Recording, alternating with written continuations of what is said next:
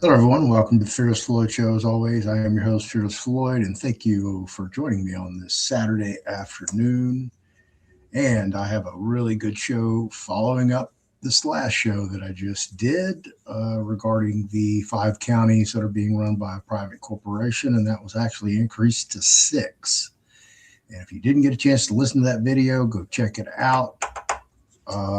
It's interesting, say the least, and it ties right into this video. So I was contacted by Carmen that you'll see. We're not going to show her image, but I'll show you some stills and photographs as we go through the show.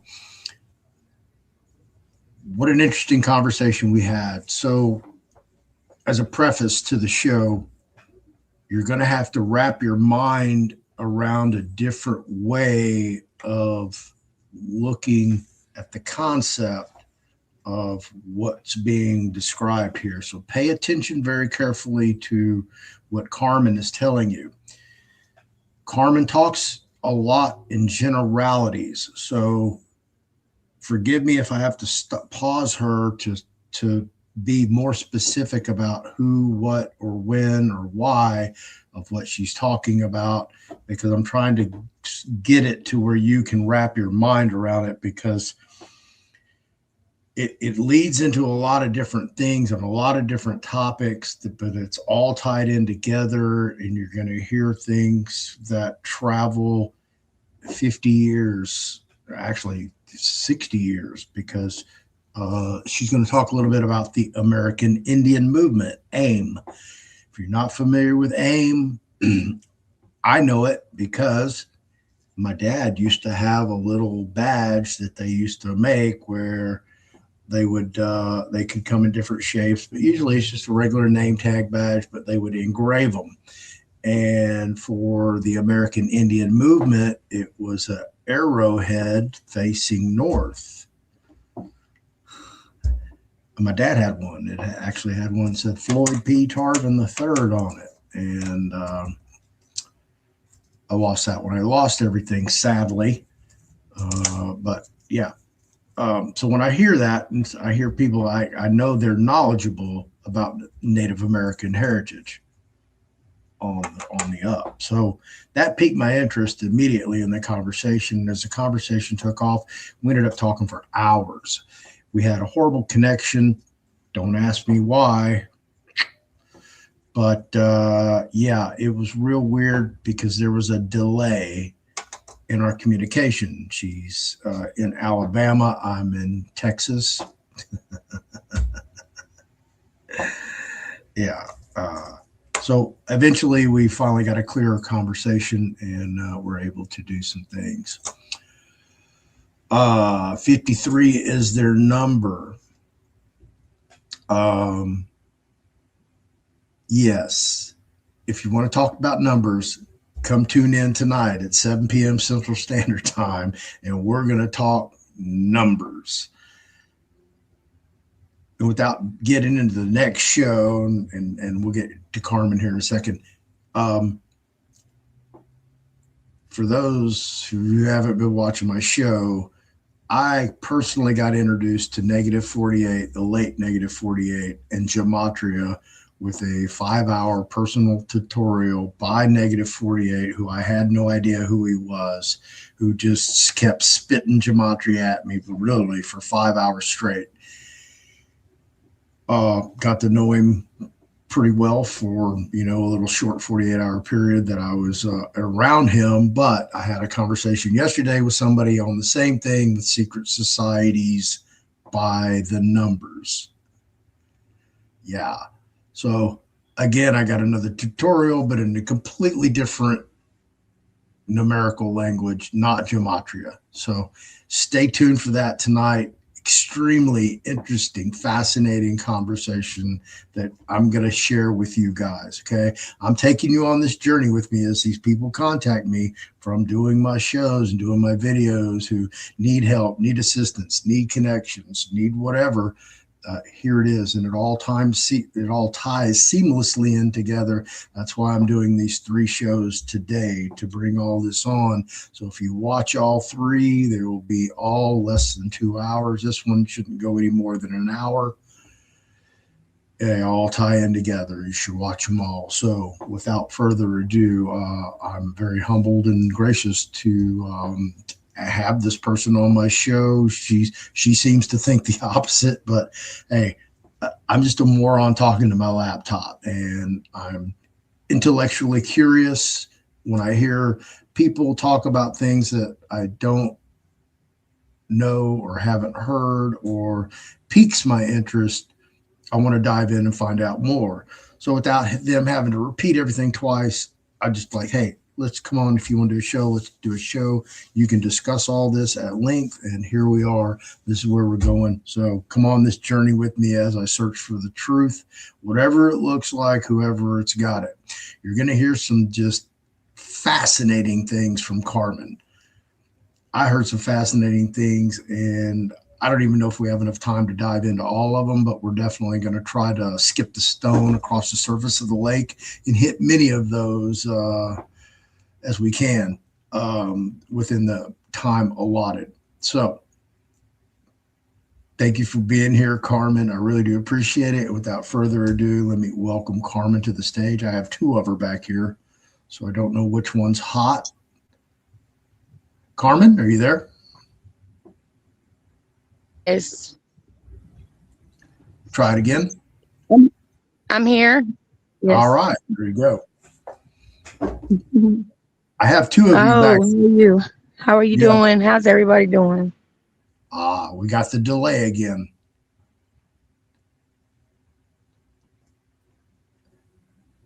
Can you hear me now? Carmen, can you hear me now? Yes. And I have, by the way, I have full service advisory what the interruptions are, but I'm going to come through this show without having any interruptions. And I just pray right now that the Holy Spirit be with us while we get this message out to people, and I pray that His presence be upon this show right now. So, without further, yes. Yeah, I wanted to basically start with the Holstein Treaty of 1730 and 1791 of peace and friendship. There's 3 treaties that do stand in Supreme Court, and that's one of them. And it, to me, the title alone just expresses what our ancestors went through to get that, that covenant done, and it means a lot. And that we as this generation don't have to go into the dark, and we can honor our ancestors by utilizing this tool in every court system, because the judges are bound by it. It is a ransom of their life if they don't honor it. And so it's expressing our sovereignty in a way that is equal to the government. We're not trying to challenge the government. We're not trying to overtake any government, but we are equal to it, as far as that goes. And so people kind of, when you hear sovereign citizen and all these things, it's people get scared of that concept, and it's like, are you trying to, and I don't blame people, because the land that, people work hard for what they have, and as Americans, and it just scares people when you talk about that. But it's in the Constitution. It's in that covenant that the forefathers made, and the grandfathers, the warriors and chiefs. So, yeah. And don't take it from me, you guys. Look it up. It's facts. And so, to me, being liberated and have this knowledge, it started with when I was when I was a child. I never understood why, people had to move or out of homes or being foreclosed. We moved, I know, when I was a child, at least 10 to 15 times, just moving around, and I never understood that, because as a child, you think that the land is supposed to be free, and it's what God gave us, our birthright. So that's where it all started from, being mentally free and having a peace of mind of the government, of our religious values, and of our sanctuary. You know, those three things is our God-given right. So, Well, let's. I couldn't agree with you more. Thank you for that opening statement. But tell our audience who Carmen Shepherd is and how you got here to my show, from who you are and what all you've done. Obviously, your advocation for Native Americans, all Americans, actually. all America, yes, yes, everybody matters. It's not a blood decree. It's not a Dawes roll. It's not a census. It's not being under the thumb of the federal government. Everyone matters. Everyone. And this is so beautiful, the way it's the architecture of God's plan, or how He is and how He works, or how she works. And the universe is just infinite, and it's everybody counts. Everybody, you know. And so I guess how I got to this point is having a platform to be able to tell my story and tell the truth, and not be persecuted, or or there's something else, another ulterior motive to greed or whatever, or someone's trying to figure out or get what they want out of it, so you want me to start with, I guess, the ATF, Alabama Trust Fund? We're definitely going there, but not yet. Okay. So tell everybody your tribal affiliation. Were you born on a reservation? Did you go to public schools? You said you moved a lot. Did you move a lot within Alabama or other states? Right. Okay. No. So being from the South, being from the South, Alabama, East Alabama, on the Georgia line right there. There you don't see Indians growing up. Nowhere. I never saw a full blood. It's never, the culture is not in the schools. We don't learn about none of that. You're not taught this in school. So it's like,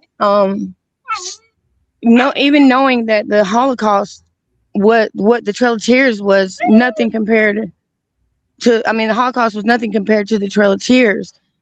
And, we even haven't seen archives in the Cherokee Nation of Indians archives. The French literally sold breasts and the urethra of the women. They slaughtered them and sold these parts in catalogs. And the French did this. And when we have proof of these things, this is facts. The children and the women were just, it's horrible, but this is something that they want to erase from history. But we'll never forget, we'll never forget. But in the South, you don't see Indians, or you don't see the culture at all. And so I even at one point was going to the colleges and schools, the middle schools, and doing a seminar for the children. And they never invited me back, because they don't want the truth to be out there. But at the original proclamation to give them to put on display, as getting the proclamation signed.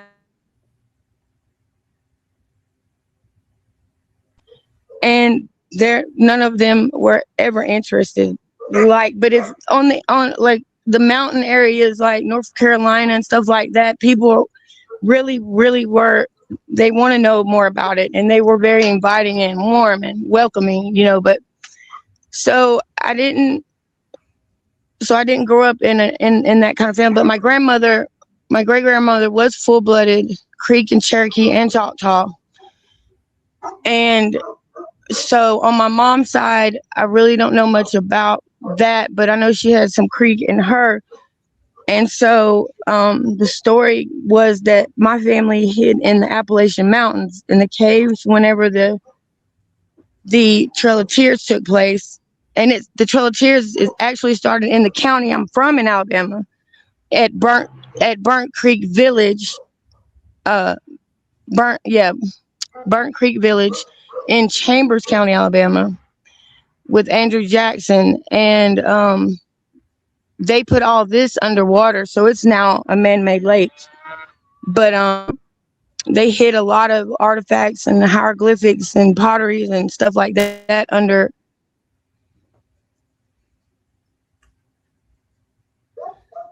And so I went to a powwow, and started researching the Dawes Rolls, to try to find my family on there, because like anyone, you want to have that legacy to be able to not only benefit from it financially, but it's already in you to want to know where you come from. Where is this coming from? And so I did, I searched the Dawes Roll, and I remember searching it one time and get to like the very end, because I'm researching so much. It even said on there, "Are you done looking yet?" So that let me know right there, like, this is like, really, because I searched through so many records and rolls, and and finally my dad was like, "I'm telling you, you're not going to find it, because the family hid in the caves." And like it was said that this white family would come down to it was at the mouth of the Tallapoosa River in Alabama. So that's where they hid out at, and they actually would bring food down there, because our family were renegades. So so my search for that was just like, okay, well, if my family is not in the rolls and all this stuff, I'm just going to continue to just be a part of the culture, go attend to, learn the language, learn the culture, go to the powwows, do all that, And so I was in Ocala, Florida at a powwow, and I met a guy who had a venue, and he had a memoir of Chief Frank Foolscrow, one of his, I guess maybe it might have been a nephew or great nephew or grandson. And the name of the book is Winnebago. He's Winnebago, and Walks on Snow was the name of his memoir. And he did a ceremony vision quest up under Chief Frank Foolscrow, and he also was one of the ones that did the FBI standoff with Wounded Knee. And he ended up getting 20 years for that in prison. And while he was in prison, he did over 3,500 sweats and ceremonies, and he conducted all these ceremonies. And so it was people, it was Muslims, it was all walks of, all kind. They that attended these sweat lodges, and they all got something out of this, and because that was something. Thank God that wasn't lost or took from us. When they passed the, I think it was 1967, the Religious Act, and where you could practice that's him. That's Chaska Denny right there. That's him. Yeah, beautiful, beautiful. So if you look right there, it says, the Sioux Nation of Indians. So he is actually utilizing the name on the treaty. See, so when they divided all the nations into these tribes, that takes their name off the treaty. See, so they're no longer a self-determined government. They're working under a federally recognized government. See, and so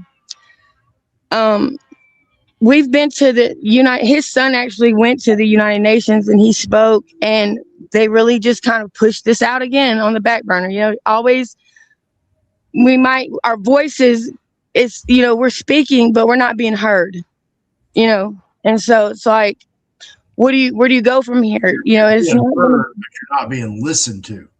right. And that's just like with Google. You go in there, and it says what country are you from, what territory. We're not an option that comes up. Right. Yeah. And Oh, yeah. I we're see that over and over and over. It's we would crazy. be considered that would be considered so Sioux Nation of Indians would be considered Sioux territory, Indian country. Yes. Sioux Nation Absolutely. of Indians, Sioux territory, Indian country. And then, like Cherokee, that would be considered Cherokee Nation of Indians, Cherokee territory, Indian country.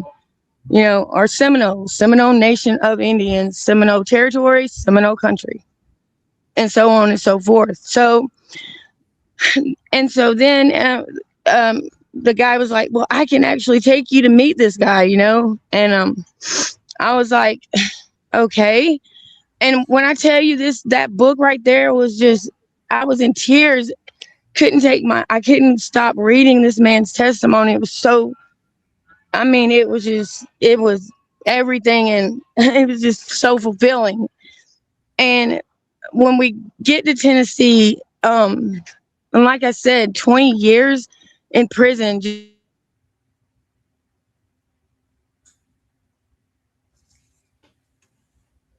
You broke up.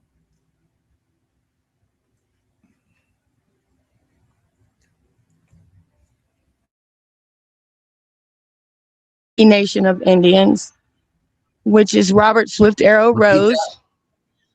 Oh, back up and repeat that the chief. statement. He is the You dropped. he is the okay. We're at Cherokee Nation of Indians. Where he took me to meet the guy at Cherokee Nation of Indians. He's the commissioner, Okay. right? And then I meet him, and wonderful guy. I mean, brilliant. And we've all been. And by the way, this is all brand new to everyone, right? Like, so I believe all of this got started around probably 1999, 1998. So this is all brand new to all of us, right? Who's all But we of all us? came together. See, here's that delay. You can't, you know what I'm saying? Because we all came together at the same time. So everyone knows, that it's of God, if that makes sense. That the Spirit brought us together. Can't make it up. Right. And so,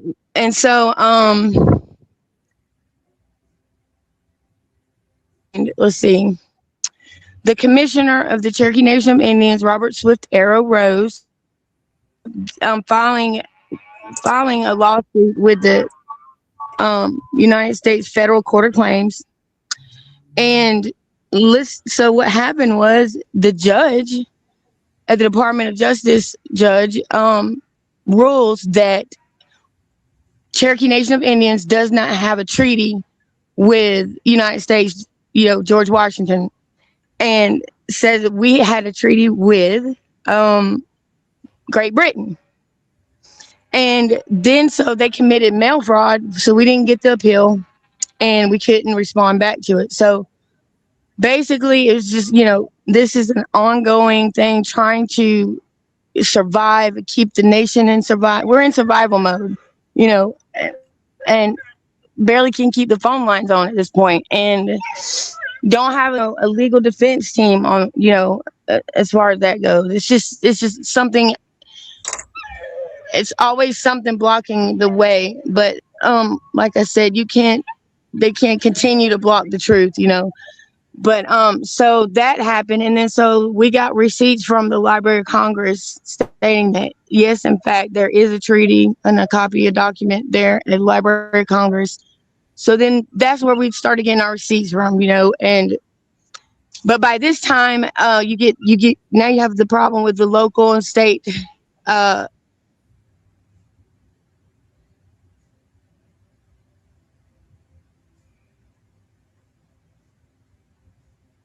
in, for having a ID and some documents, and they showed up at my house. I had just given birth to my second son. He was 30 days old. They asked me, did I have someone to get my money forged instrument in the second, because of my documents. They asked me to, they confiscated all of my documents, my ID. I went to jail. I bonded out. A year later, when I'm going for that same charge, the judge asked me, did you get did you get your license reissued? I said, I sure did. He told me to bring it to him. I said it on the podium. He says, tells the bailiff, lock her up for producing another forged instrument in open court. So I go back to jail for 2 felonies now. And I actually won that case. So I have a certified document of that case I won on both charges. In fact, I have emails from Florida Highway State Patrol, North Carolina Highway State Patrol, of, the lieutenants, apologizing on behalf of their department. They need training, they would like to, start the training on officers and stuff for this sort of problem.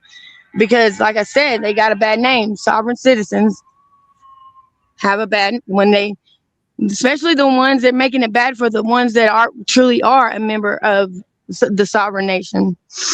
But, not only that, they start, they took my children. Well, that's a whole nother story, but just anything they can do, and they'll go all lengths, man.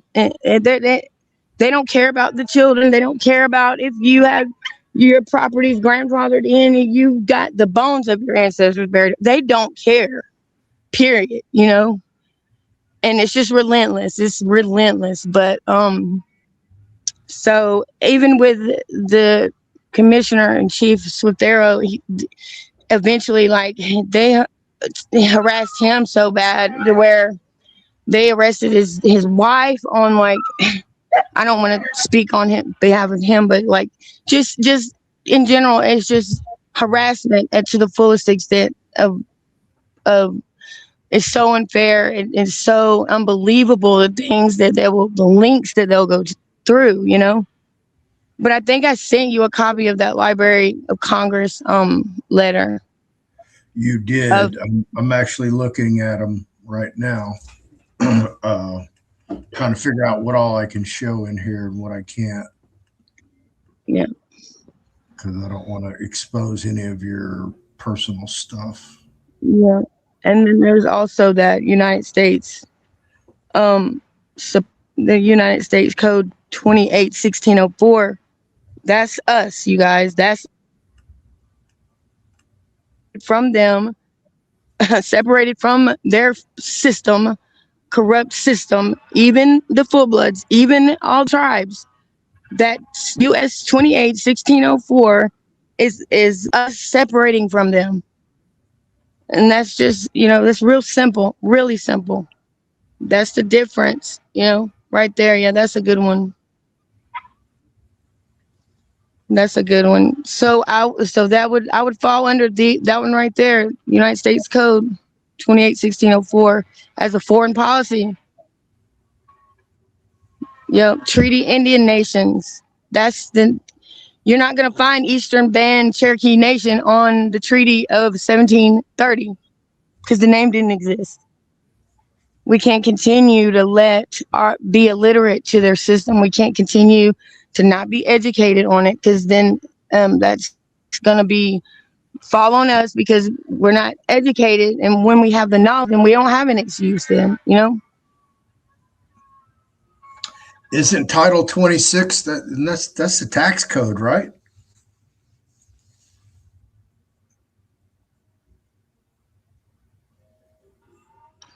On the left is the BIA. On the left is the BIA. Yeah, that's going to be the U.S. Code Title 26, Section 7871. That's the tax code, right? Yeah, that falls under the federally recognized tribes, the BIA. Okay.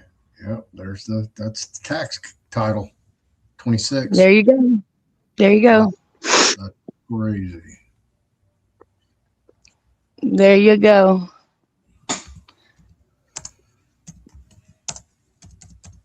78, 71, I believe it was. That's a good one, huh?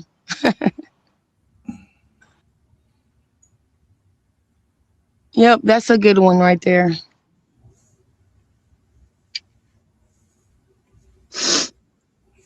That was 78, 71, right?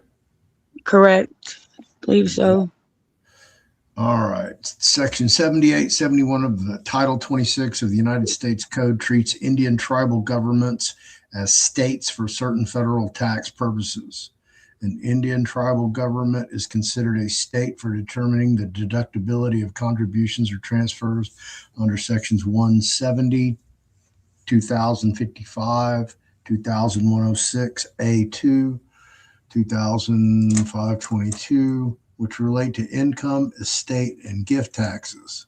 This treatment also applies to excise tax exemptions under chapters 31, 32, 33, and 36, subject to the requirement that the transaction involves an essential governmental function of tribal government. And it gives some other caveats.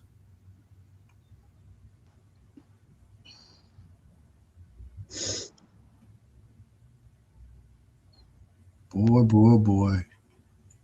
They just can't take their fingers out of everything, can they? I'm trying to tell you, man. I'm trying to tell you. Wow. Yeah. Yeah.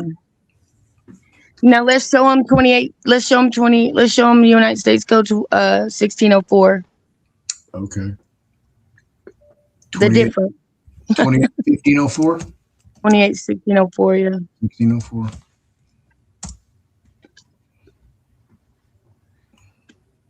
Let's see. Yeah, you know, the Native Americans are subject to all codes of the revenue. It's ridiculous. It's not. That's all an illusion. You're all being. It's all. You're in. You have been. You're in the. You're not.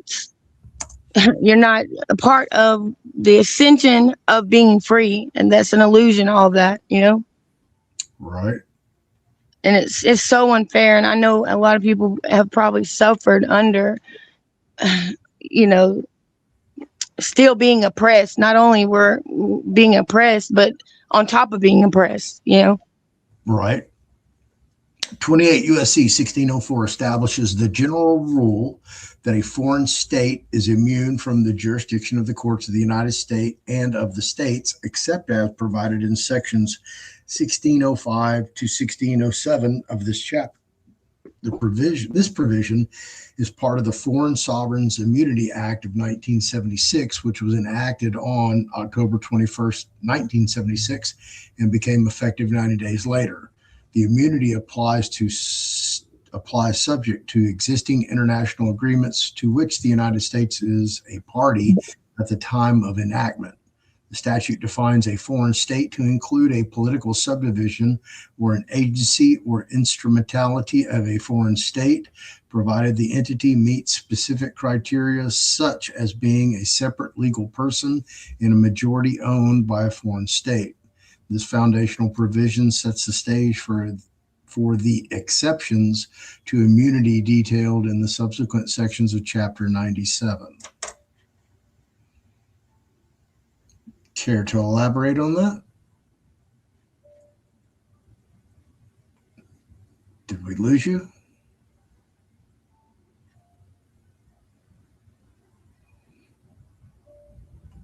Go ahead. I'm listening. Oh, I said, would you like to elaborate on that? I think it speaks for itself. Okay. I think a lot of people probably, and you know, like I said, why the oppression still on top of being oppressed, you know? I think that, you know, that's right there explaining the difference, man. That right there, it was really, I'm speechless. I don't have just the way, you know, I'm speechless because our sovereignty is, there is a sovereign being that is over all of this, you know, and it's up to us to choose to want to, you know, get out of under a federally recognized slavery mentality. Like, it's just, sad. It really is so sad that, people have died for this country. The earth is crying out. There's blood, there's our ancestors that have died for this, and American soldiers, and for the soil and our freedom. And how dare this system continue to keep us down and keep us in bondage, and not allow the truth to be taught to our children and the generations moving forward. Yeah, so saying that's what all I got to say about that. Wow.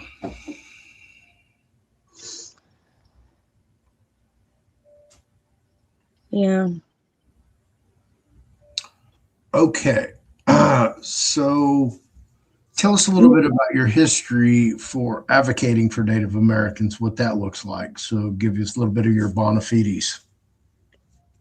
Well, so when it comes to the full bloods and trying to speak on behalf of them, honoring their ancestors, honoring our ancestors, and exercising that right to what our our great, well, I'll call, what should our grandfathers of the Constitution and of the First Nations, the peacemakers.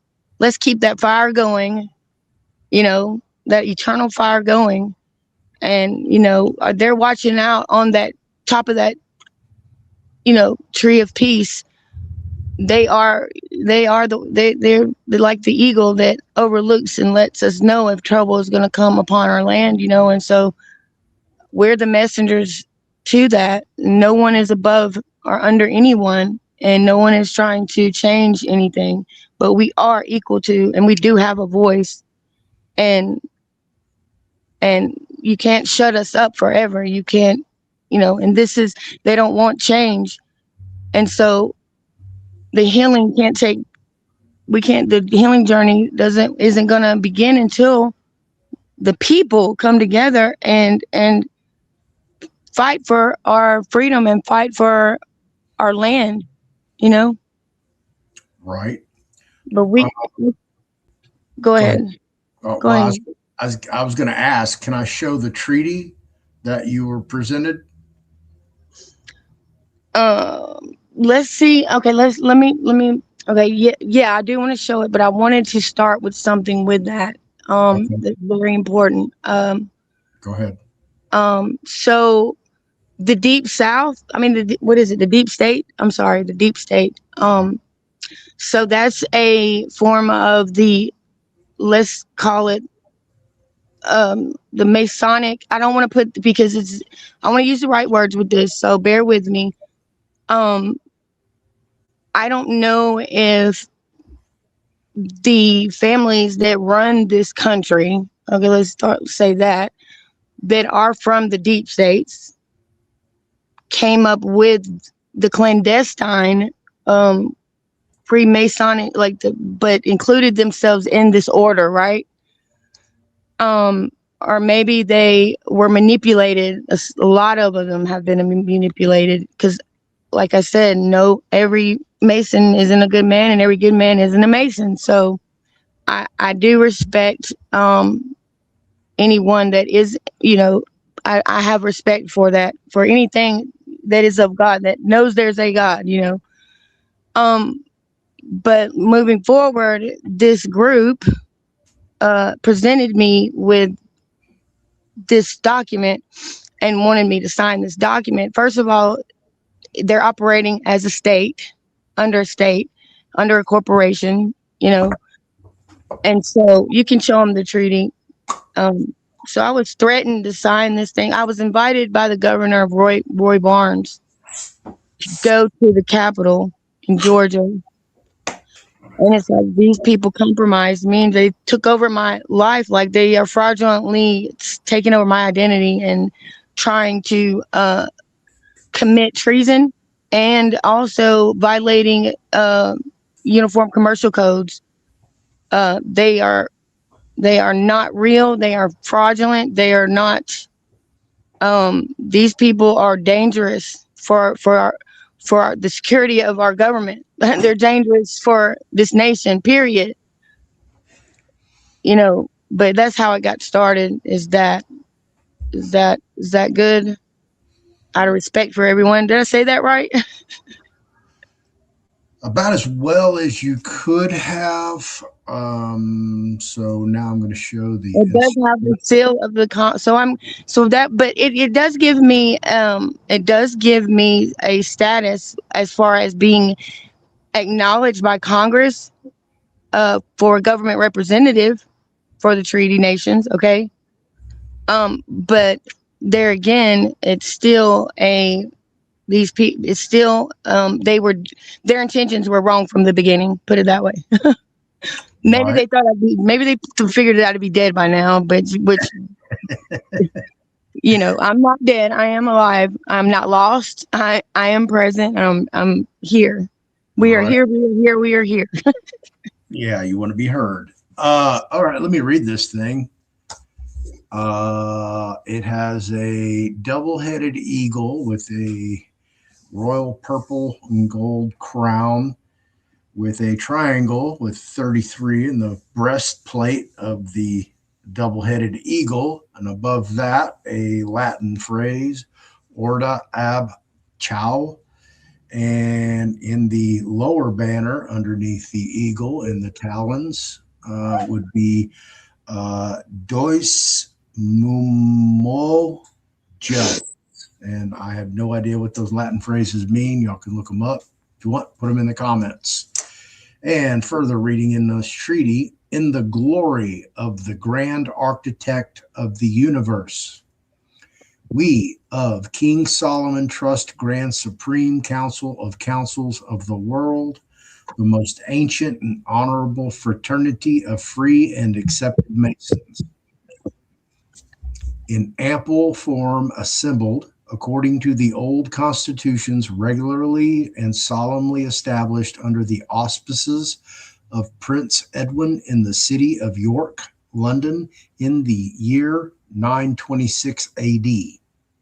To all and every of our rightful worshipful and loving brethren, we, King Solomon Trust Grand Supreme Council of Councils of the World, of the most ancient and honorable fraternity of free and accepted Masons of the world, know ye that we, the founding members, senior grand officers of the Masonic Grand Council, assembled this day of our Lord, the 4th of September, 2016, have decided and agreed that in order to prevent the delusion and any further loss to our uses and customs, this Grand Council Assembly of Grand Officers have decided to sign this, quoting, Treaty of Supreme Councils, close quote, whereas present signatory, the Masonic Grand Councils of King Solomon Trust Grand Supreme Council of Councils of the World, AA, SRFM, and Una Ladu of the Creek Nation of Indians, Order of the Eastern Star of Indians of all said jurisdictions of Alabama, chapter number 7, agreeing with this treaty of peace, friendship, recognition, and alliance, promise to foster the enlightenment of this, God bless its council, the means of papers upon history, antiquities, and symbols of the craft. These two great powers shall respect their individual sovereignty, uniting their pursuit of eternal truth, regardless of race, nationality, creed, and opinions. These two great powers shall provide freedom of conscience and tolerance in their temple, building of peace, brotherhood, and solidarity and support wherein needed. May the bond between these two great powers and the Grand Supreme, or I'm sorry, the GAOTU, which is it's up here, the Grand Architect of the Universe. That's what it means. Okay. So the two great powers and the great architect of the universe never be broken. So it may be given under our hands and the seal of the Masonic Grand Council, King Solomon Trust Grand Supreme Council of Councils of the World.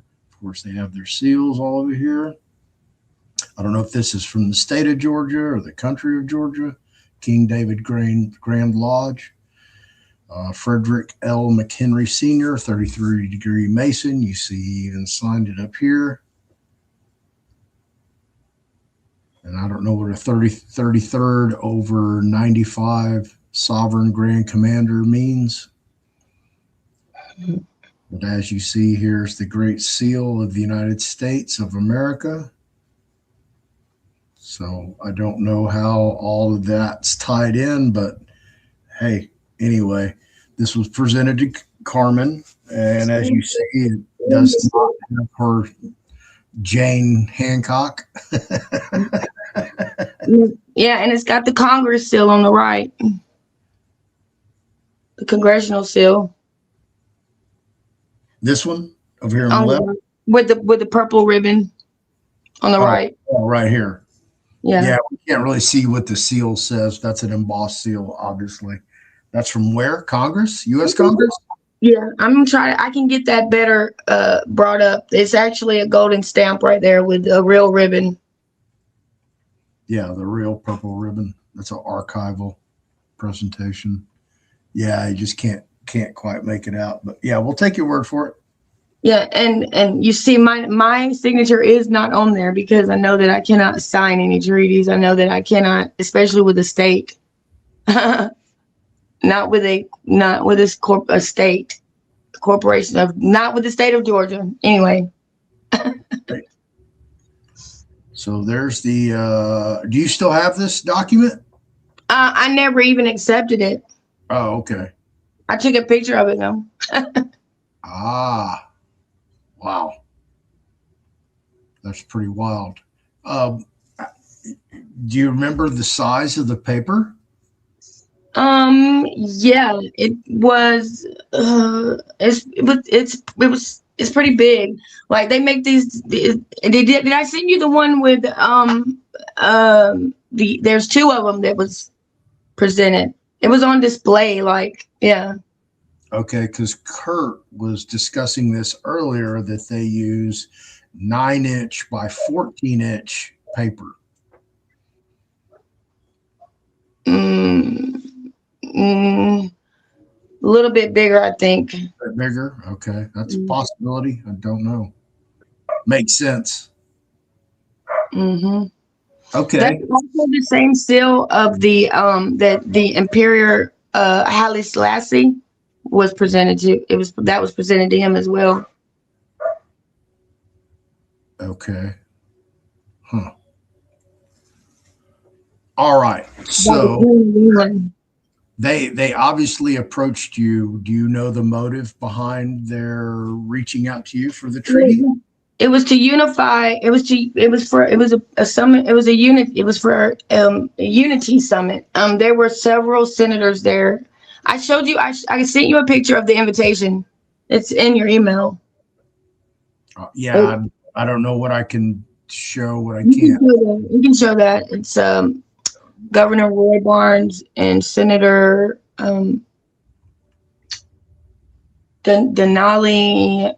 Anyway, Hank Johnson, I believe, and Senator Ramsey of War and Defense, and Abernathy, Mark Abernathy, and there was a bishop there, and there was several people there, a lot of men that had the aprons on and stuff like that. I'm not familiar with none of these things. I'm not a Mason. For the record, I'm not a Eastern Star. None of these things. I'm the daughter of Stacy and Mike Shepard from Alabama, So it was foreign to me. I believe they were doing it. Their motive was to get me, because like I said, when I went and looked at my doggone credit report, I'm employed with that embassy, but I've never gotten a check from them. Y'all look at this. I didn't really dig into this one, but I'm gonna blow it up. King Solomon Trust Grand Supreme Council of Councils, ancient and accepted Scottish Rite Masons, by the order of the King Solomon Trust Grand Supreme Council of Councils on this date. No, they didn't use world that time. Yeah, on this date, something herein, we hereby something Carmen Shepherd Unagolada. Onagolada as Supreme Grand Master of Ceremonies of the Venus Rising Supreme Order of the Eastern Stars, given under our hand the seal King Solomon's Trust. I'm not even worried about all that. What I get over here is this United States Congressional seal. Yeah. Congressionally. And you can see on the right too. The purple. Holy shit. Right. Right. Yep. Soon after that, that's when it all went down. We can't see the one of the. Oh yeah, I see it now. Okay. Yeah. Yep. That's it. That's it. Here. That is the real congressional seal. You know. Oh yeah. Ain't no doubt. Yep. But right there, they're not trying to hide it. Nope. And after this, they just literally went in. They infiltrated everything, compromised everything of mine, my life, my children, my livelihood, my fundamental rights. They, because I'm sure they thought I'd be dead by now, and I would be had God not protected me, literally through several things, several. I've watched. There's so many miracles that's been done and that's happened, y'all. Like it's like I walk in this supernatural bubble of protection, and they fall at my right, they fall at my left. Literally, my enemies do. I'm not by any means special. I give glory to God. Worship God only. And know that Jesus Christ is our Lord and Savior, and my Lord and Savior, and his mouth was shut up at the cross, and he was denied justice. So I want to be a voice for him, and I want to be a voice for God's creation. Wow. We're going to dive in here to the Alabama Trust, but I'm showing the Indian land right now. So since you read 1976 was when the U.S. Code 1604.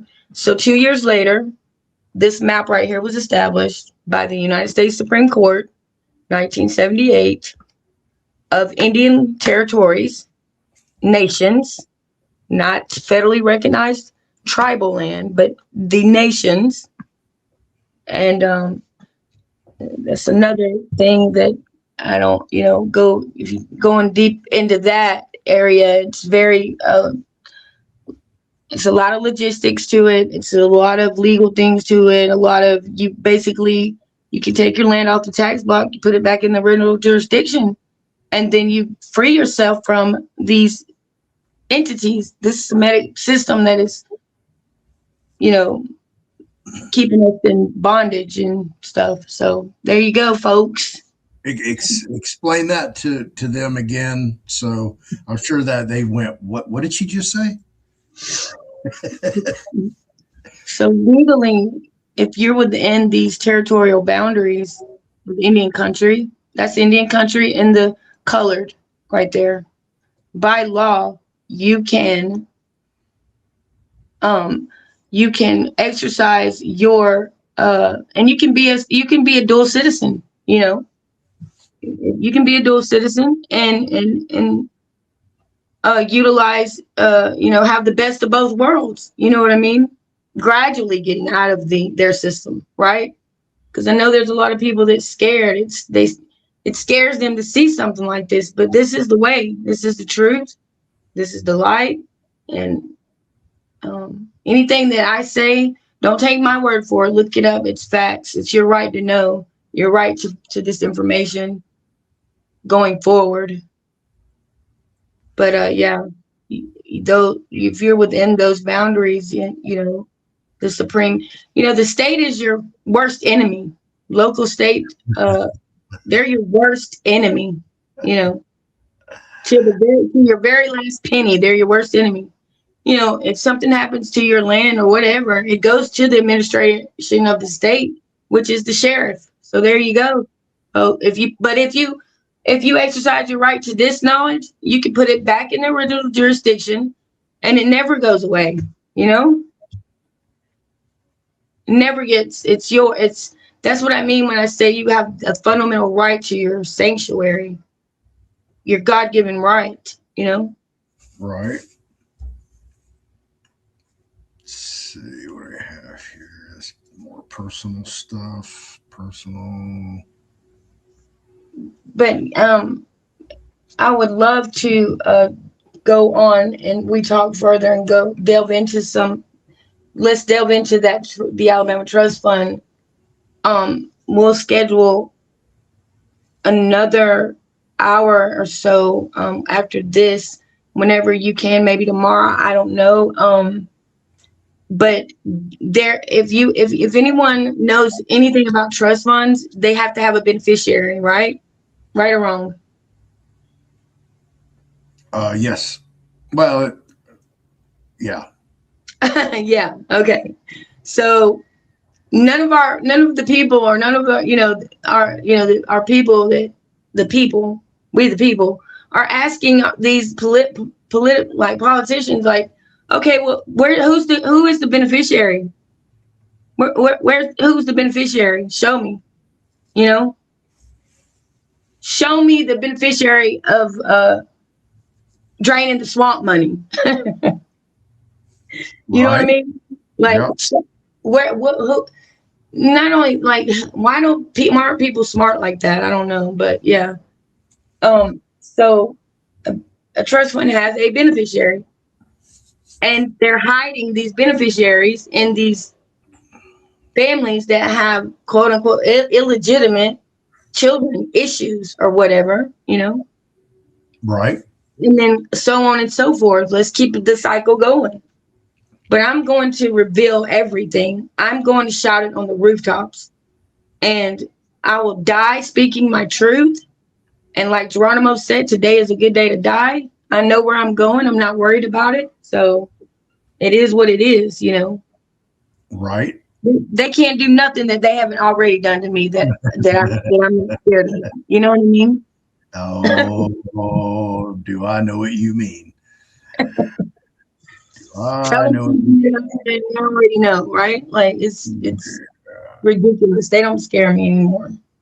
But that's where they feed off of your fear. You know, the enemy feeds off your emotions and your fears, and you can't be scared or get upset or get angry. You know, do as the living word says, as Jesus did. You know, walk this walk in truth and compassion, and um and appreciate everything you've been through.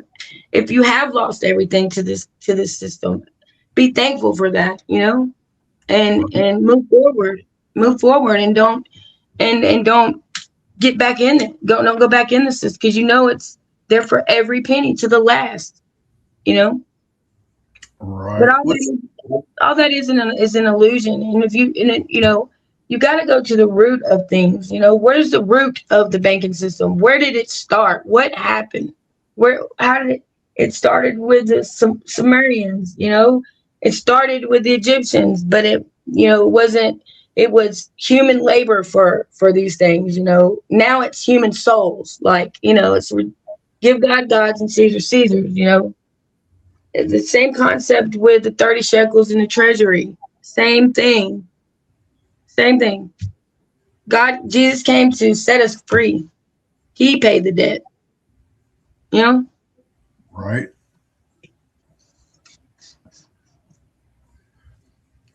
Um, all right. Tell us about this trust fund that you discovered. Um, so I think we have, how is it, what's the time do we have? How much time do we have? Oh, you have as much time as you want. We're at an hour right now. Do you want to continue it? Yes. Yeah, absolutely. We can do that and see how Yeah. much, let's see how Well, much. yeah, I want to Go do ahead. 2 hours is generally what I try to keep the shows to. Yeah. So yeah, just we can cover just this trust. I think this will pique enough people's interest just listening to that. If the whole tax thing right there just didn't catch your fancy, then this probably should, because it had definitely attracted mine. And if you listen to the first show that I just did with Kurt, it blends right in. These are just almost seamless. So you two, Carmen and Kurt, that would be an awesome show with you two together. And I think with the next show coming up, once you both listen to that gentleman, wow, it's insane because he goes into the secret societies, the Masons, Illuminati, but using numerology to put together their game plan. Right. It's a trip. Yeah. Yeah. So I've been into the earth to seek out the wisdom and knowledge of Solomon. So here I am. Right. I'm willing to go forward and debate it, talk about it. I'm not sworn into secrecy. I will expose all their secrets. I know their agenda as well. I know exactly what happened from the coronavirus until every other atrocity forward, because they utilize this trust fund to do all that and to steal the election. So, yeah. Right. I was there, watching through my email, through the accounts, like all these things take place, because little did they know, I filed for my EIN, employee identification numbers, it's 7 days before they compromised the accounts. And that's when COVID hit. And I never did tell you this, Floyd. I think I started to, but we moved on to something else. Anyway, when that happened, apparently I had an account with Vanguard and through group life insurance with the OPM, Official Personnel Management, through group life insurance. So they wanted to take over the 401k with that. See, and then they paid the stimuluses off through that Vanguard account. Because we were broke. United States was in debt. Like, that's how they did it. And then they made the money off the insurance from the COVID. Wow. And I have receipts.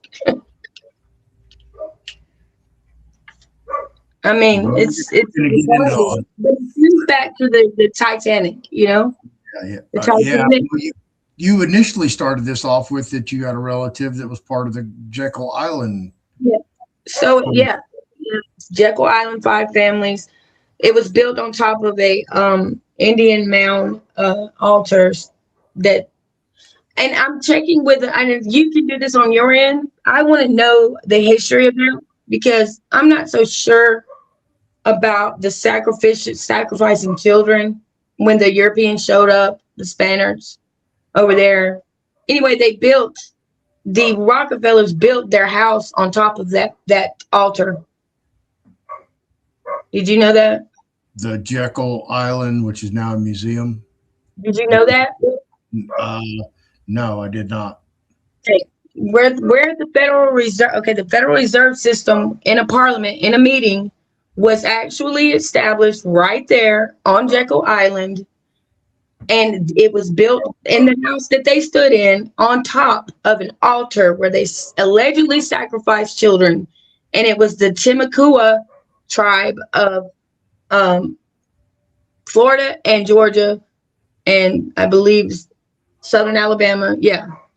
The Timucua tribe was there, and allegedly that altar, and you can, They say that you can see the altar there through a glass. It's a stone altar there.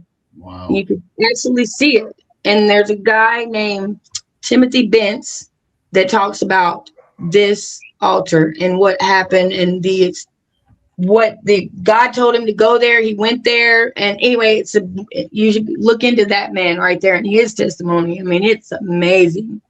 So it goes on, but to know that we we function worldwide off of this currency that was built on top of an altar that sacrificed children, okay, that established the the reserve, okay. Now delve into that and come back and let's have a talk about that. Right. Yeah. And so when it was established, I believe like 1910. So then the Titanic hit, right? Okay. And it's amazing what I have uncovered with all of this mess, man. And then it just so happened I'm sitting at the Capitol with these people in an imitation of the Jerusalem, the Golden Dome thing, right? And it's just like a lot of imitations, a lot of fake images to Christ, a lot of cloning, like people wanting to, it's crazy, man. But it's all idol worship. It's not of God, and it's not, it's just it's blasphemy against the real living God, man. It's horrible. It's horrible. The things that I've seen and uncovered. And that account right there actually had never been accessed until 2016 when all this happened right here. It hadn't been accessed since 1980, the year I was born. And I believe that was the money in the swamp that the Trump administration was looking for. That's why Joe Biden said the buck stops here, But why did it have to go to all these foreign countries when it could have stayed within protected up under our treaty, that treaty of peace and friendship? You see what I mean? Where right. no existing number is needed, right? Right. He's like, right. So that would, and see if they would have, if this corrupt, but yeah, I guess God has his way of doing it. It had to happen like that so we could weed out the bad, right? So whatever happens, however it happens from here forward, I know God's hands in it, and I'm not worried, man. I know that God's got this. I'm just ready to go. I'm just ready to go home. This ain't my home. Right. Yeah, this is a crazy world. I don't know what happened to it. Yep. Okay, so talk about this trust, for this Alabama trust. So, I just explained it. That's the account that was hidden, and it is my grandfather in his will. It goes to the firstborn lineal bloodline. That's it, and it's tied to that trust fund right there. Yep. But see, had these people never got involved with my life or anything, my plans were to move forward with protecting this money, protecting the people, right?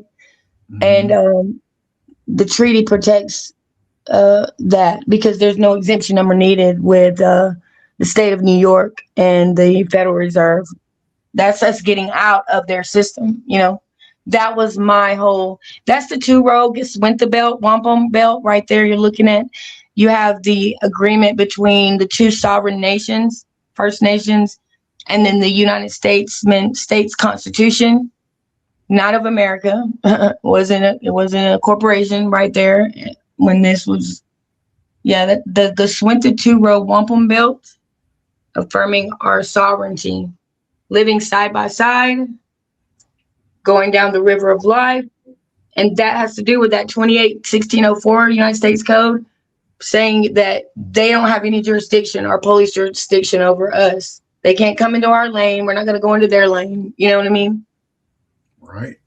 in order to perform a perfect union between the two sovereign nations. See?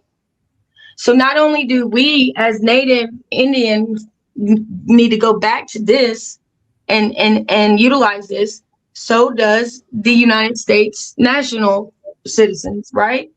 They need to go back to theirs on the left. You know what I mean?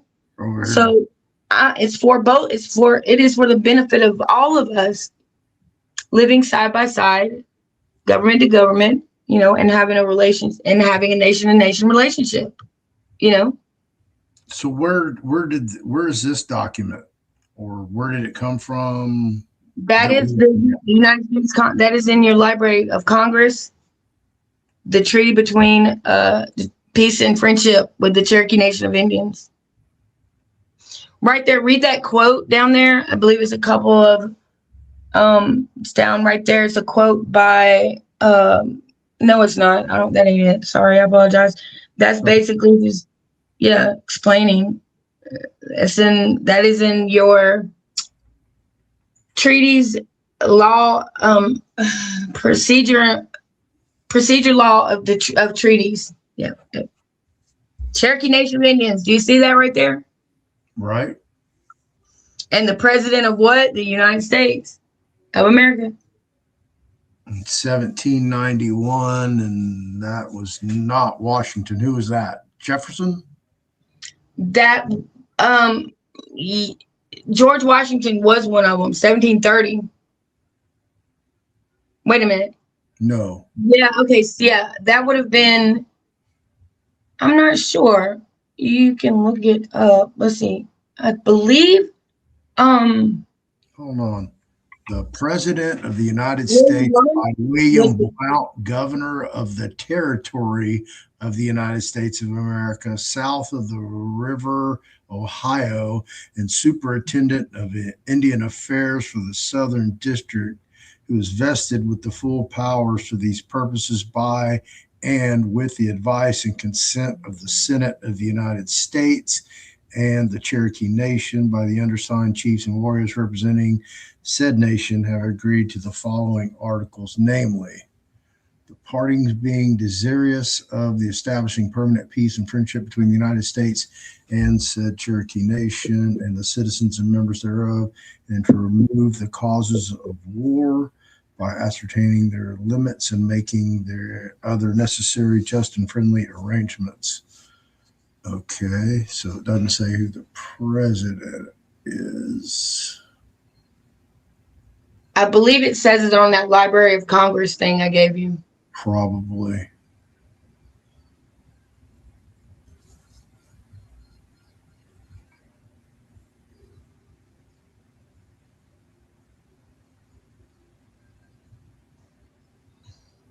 Huh. I'd like to read that sometime. I know, right? It's interesting, isn't it? It's always fascinated me as a child. You know, my dad was involved, and of course, I wasn't interested in learning about anything. Right. I'm glad he didn't sit down what he did to you. You know. Yeah, he was actually, taking me over the target, and I just didn't see it. You got it now, though. Typical. Better to have it than never have had it. That's definitely true. So, in this, I'm gonna have to get off here in a second because I'm dog sitting. So, okay. Yeah, and I hear my little puppy out here. You want me to? I read up here earlier that the funds. Probably take me a minute to go find it. And I want you, we're going to go, I'm going to leave you with this. So remember when you read in United States 28-1604, remember when you said this instrument and certain agencies, right? Remember that? I believe so, yeah. Okay. That instrument is meaning us as a nation, self-determined government agency, subdivisions. Then you're going to take that and apply it with Alabama Trust Fund and what the obligations of the United States of America is to cooperate with us on behalf of that. You understand? It'll state it in there. You'll understand it. You'll understand it once you read the bylaws of it. And it even states every bank with the Federal Reserve up under that. You got to read. You got to read the Amendment 450, like I told you, and then we'll delve into that on the next hour I get with you. But I look forward to that. And like I said, I don't take my word for it. Look it up yourself. Pray about it. Pray over it. And pray over it, and let your heart lead you. It's already inside of you, being free and wanting that to liberate your, have liberation and have inside of you. So pray over it. Don't take my word for it, and just use your common sense. Right. Yeah. Well, people don't have a lot of that anymore. Common sense. Anything that's trying to hold you back, man, or any manipulative energy, it's not right. Absolutely. Not right. Yeah. Well, dang. How much? Okay. The Alabama Trust. Where is that trust? Who's the beneficiaries of the trust? That's going to be continued, but it is my family. It is the lineal bloodline of my family. What's the value of the trust? Do you know? An estimated value? 2.9 trillion was in it before they compromised it. But it's a private and a public. You see what I'm saying? And the public, let me tell you the private name. I mean, let me tell you okay. So the public name is the Alabama Trust Fund, but the private name is Generation Skipping Trust, which we didn't even get into. We haven't even got into that yet. Yeah. So did you hear that, folks? Generational Skipping Trust. That's it. A perpetual family trust or dynastic trust. That is 1,000 years of darkness trust. Skipping a whole generation, like, okay. But it's really the legal meaning of it is the skipping of the taxes of that generation. But yeah. Okay. That's why they wanted me to be abolished, to disappear from the face of the earth, just go away. I never knew that by the way, that this was my family. My dad revealed it to me 2 weeks later. He was dead. But that's a whole nother other story. He was also a trust because he was married to my mother. But yeah, they didn't want me to know this. So they can continue to raid the trust. Do you know of, or do you have a hypothesis, theory that there could possibly be other trusts out there belonging to others?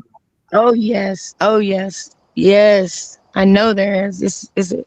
But this just happens to be the main vein. The main source. This happens to be the revolving door of generational wealth. And I'm going to give you a verse to go on, everybody on here, and I'm going to close with this chapter in the Bible. Read Isaiah 66, and then you'll get the answer right there. But I'm going to leave you with that. Isaiah 66. Beautiful. There's a lot in Isaiah. I think it would behoove everybody to read Isaiah and read it with a unreligious eye. Does that make sense? Hello? Hello? Yeah, can you hear me? Can you hear me? Did I lose you? Yeah, you did. You're back. All right. Yeah, I would say everybody look at Isaiah with an unreligious eye. Isaiah 66. Yeah.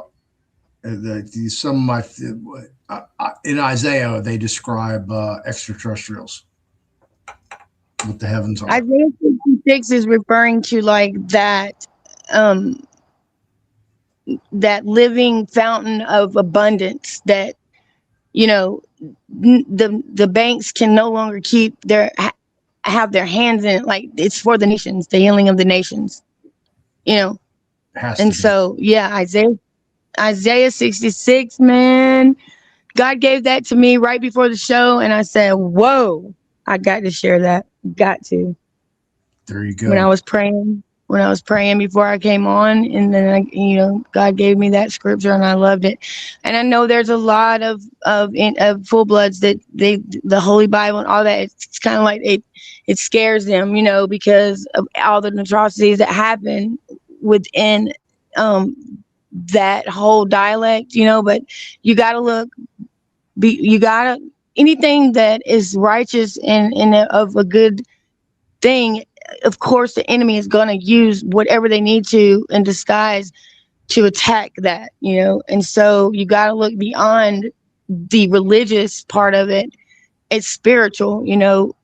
Had I not found Jesus, I wouldn't have found their motive to keeping us in bondage like this, Right.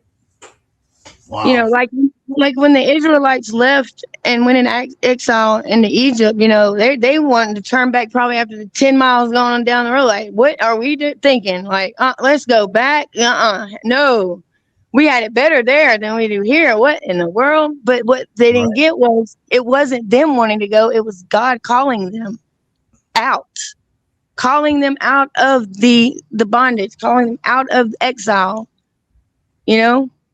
It might not look good from, it might take, or you might not feel, or whatever, but think about our ancestors that left and went on that trail of tears. And now we're at the point of reaching that milk and honey, the land of the free, the home, we're there now. It is now time to move forward with this and utilize our status, utilize what our ancestors wanted us to have, what God wants us to have, and partake in, the marriage supper of the Lamb, the banquet, the feast, and have a good life, live a good life, and raise our children, and be able to go back to those days where, like, your grandmama lived next door, and just cornbread on the table with tomatoes and sliced onions,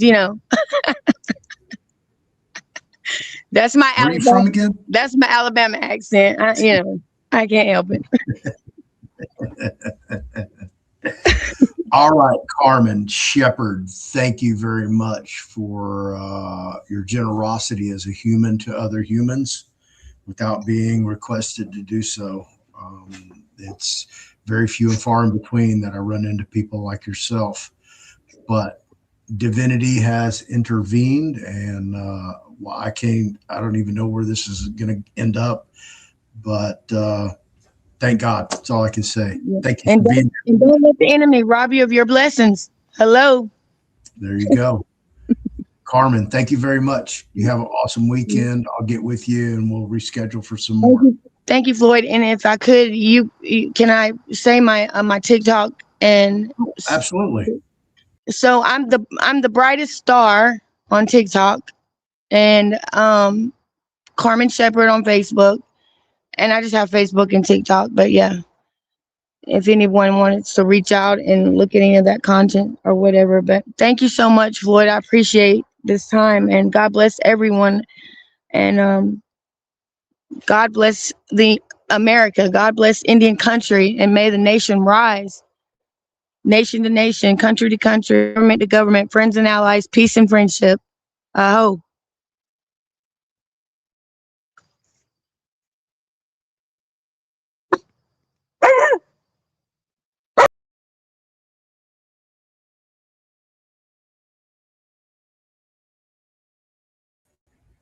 There you have it. Carmen Shepherd, folks. She didn't even dive in. Trust me. We talked for hours and so much information that, I was over. Some of it I didn't even get to touch upon. We didn't even talk about some of the documents that she sent me. I was trying to go through them and find them, but she sent me so much information. Again, it is what it is, but I'll have her back on the show. Definitely tonight, you guys need to tune in and hear what's coming up. Secret societies by the numbers. explains everything, how it all breaks down. It's gonna blow your mind, blew mine. So I'm going to share it with you. If you don't know, we're having a 12-day Christmas sale. By all means, nobody's getting wealthy and rich off of the classes and books that we produce, but it does help support the show. It allows me to supplement my income so I can talk to people like that, have 3 or 4 or 5 hour conversations in the private to comprehend who they are, vet who they are, determine who they are, go look at these documents and read all the material, watch videos, et cetera, et cetera. So, help support, what I do. If you like it, I appreciate it. I don't ask for donations. I don't have sponsors. I don't have advertisers. I do support the Mushroom Ladies for their product. There's other affiliates I'd like to have on, but it's a time thing. I'm still behind and I'm trying to keep up and still try to produce relevant content. So, is there a way to get out of the matrix? It looks like there may be a sliver of hope at the end of the rainbow, pursuing a different tactic. Okay. Because it appears to me that all these assemblies and private membership associations are never going to get anywhere off the ground and assimilate. However, if you can produce an existing entity that has existing treaties that are on the record, however, but are not being enforced or recognized or assimilated into society, it's going to continue to be what it wants to be. And again, I'm just searching for the truth, whatever that looks like, whether it's beneficial or detrimental to my own affairs. It is what it is, but I'm going to go find it. So on my journey, I get to meet spectacular people, as well as frauds, cons, scam artists, and such. So I'm trying to disseminate between the two, who the real players, who the fakers, who the shakers. If you like, just, I don't know, come on this journey. I'm not driving. God's driving this car and taking us where we're going to go. And eventually we're going to get to where we need to be. You hear these stories and I'm like, yeah, but, I've been there, done that. I've had the government come in and take fucking everything from me, everything, toothbrush, toothpaste, deodorant, shampoo, soap, clothes, everything, and then decide when they wanted to, they would give it all back.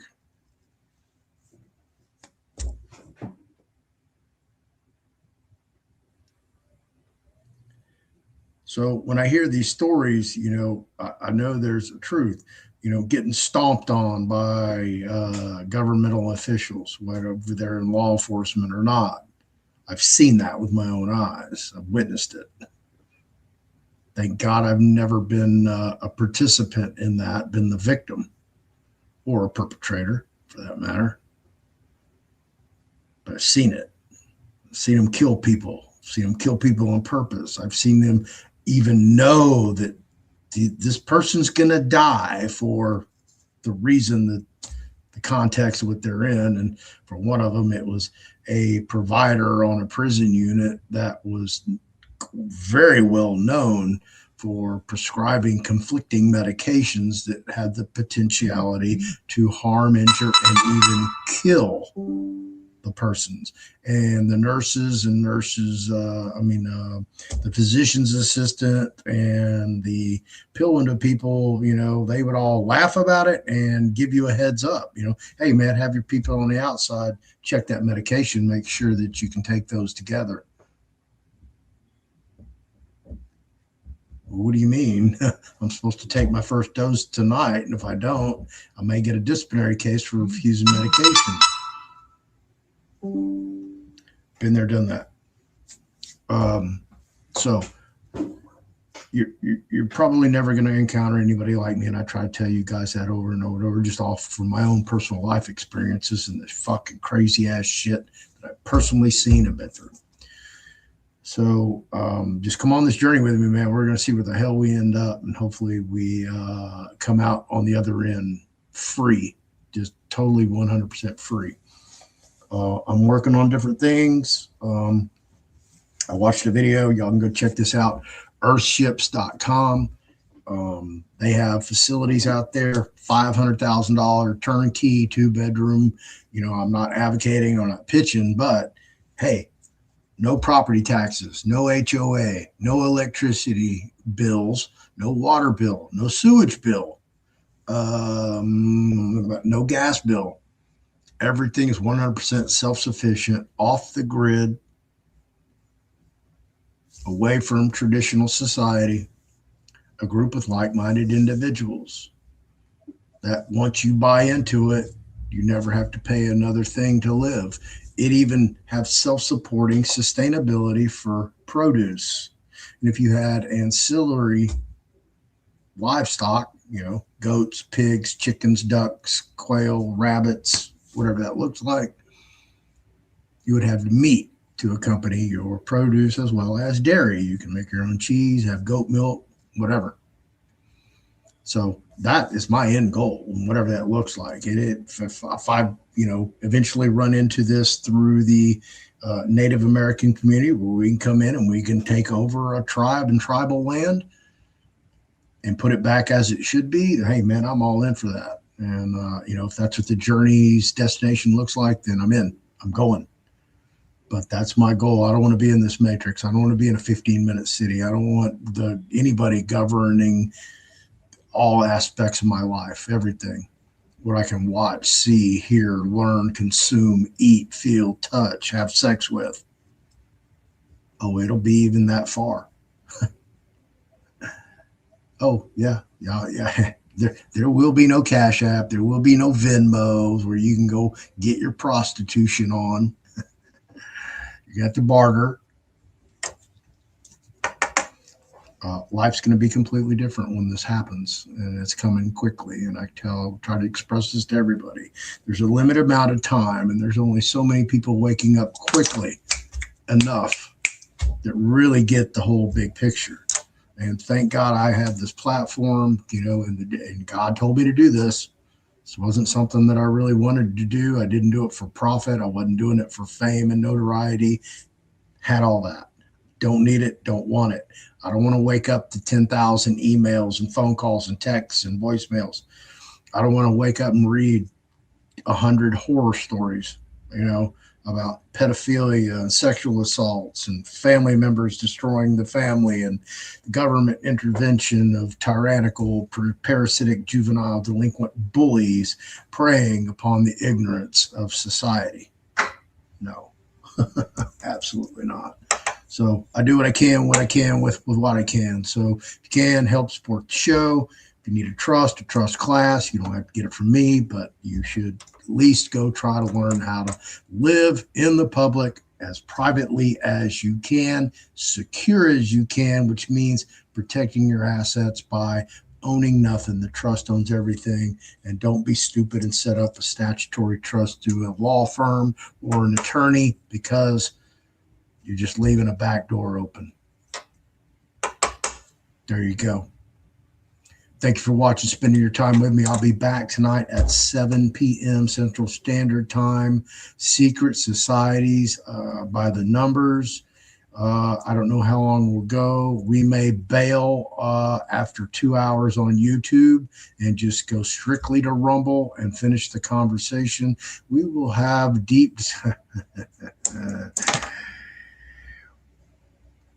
Listen, he goes, I'm a stockbroker by trade. And I'm like, okay. And then he just blew me away with his knowledge. I was like, you sure sound a lot more knowledgeable than just a stockbroker. And it's because he was raised in a family of secret society members. And he's the black sheep of the family because he didn't fall in line with the secret society agenda. Tonight at 7. Thank you, everybody. If I don't catch you, y'all have a great weekend. God bless you. Happy holidays.